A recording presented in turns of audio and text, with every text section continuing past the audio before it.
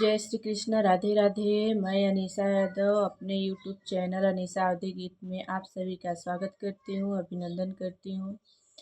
आज मैं लेकर के आई हूँ एक बेटी विवाह का सुहाग गीत।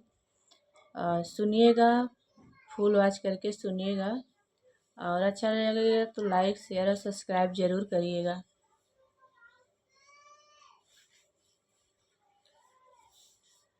कवने ही देशवा से उड़ा रे सुगनवा, उड़ा रे सुगनवा।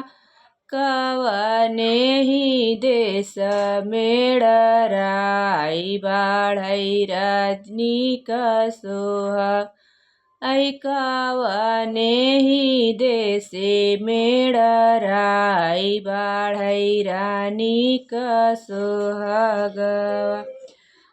कवने ही देशवा से उड़ा रे सुगनवा, उड़ा रे सुगनवा। कवने ही देश में डराई बाढ़ई रानी का सोहाग। अरे कवने ही देश में डराई रानी का सोहाग। अयोध्या ही देश से उड़ा रे सुगनवा, उड़ा रे सुगनवा। जानकपुर देशे में डराई रानी का सोहा। जानकपुर देशे में डराई बाढ़ई रानी का सोहाग। अयोध्या ही देश से उड़ा रे सुगनवा, उड़ा रे सुगनवा। जानकपुर देशे में डराई बाढ़ई रानी का सोहाग। जानकपुर देशे में डराई बाढ़ई रानी का सोहाग। भीतर से निसरे निभैया कवन राम, भैया कवन राम। हाथे लिए भला तलवार बाढ़ई रानी का सोहाग। हाथे लिए भला तलवार बाढ़ई रानी का सोहाग। घर में से निसरे निभैया कवन राम, भैया कवन राम। हाथे लिए भला तलवार बाढ़ई रानी का सोहाग। हाथ लिए भला तलवार बाढ़ई रानी का सोहाग। अरे ही सुगना के हम मारी गिरऊबै, मारी गिरऊबै। अरे मोरी बहिनी उड़ाएली हे जाई बाढ़ई रानी का सोहाग। अरे मोरे ही बहिनी के उड़ाएली हे जाई बाढ़ई रानी का सोहाग।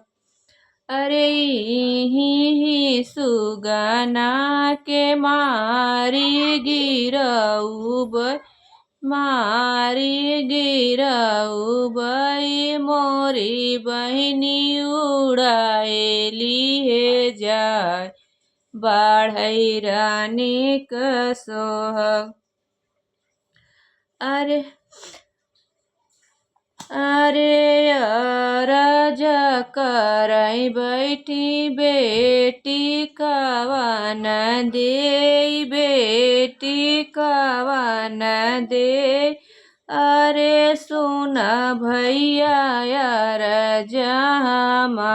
हमार बाढ़ई रानी क सोहाग।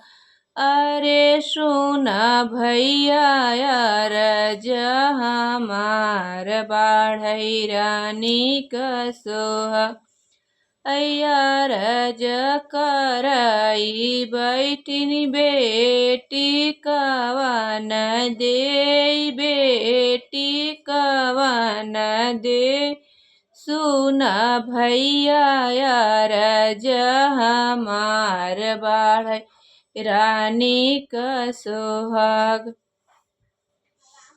अरे इही सुगना के मार जिनी भैया जिनी मार भैया। अरे नाही क पैरब सेनुर भरी मांग बाढ़ई रानी क सोहाग।